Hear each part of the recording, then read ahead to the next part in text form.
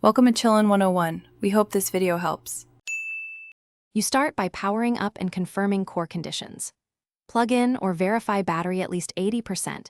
Insert an empty, fast storage card so data won't drop. Once done, run the IMU calibration when the device asks. This aligns internal sensors and improves accuracy. Select your scanning mode, survey for geospatial accuracy, scan for full 3D capture, photo for overlays, because each mode changes point density and file outputs. Make sure the area is clear of moving people and major reflections. You now execute the main scanning process with consistent motion and settings chosen intentionally.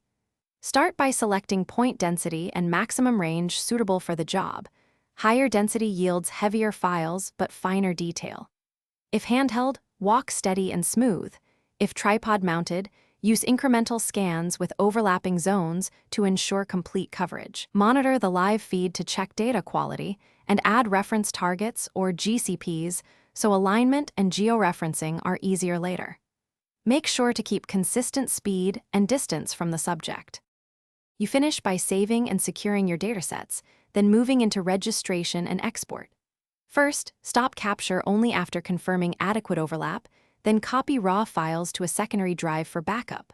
Once home, run on-device or desktop registration, SLAM or MLS alignment to stitch point clouds, then export to loss, PLY, or OBJ depending on downstream use. If you notice gaps, rescan overlapping zones. Also check IMU or GPS drift and wipe optics because dirt or miscalibration.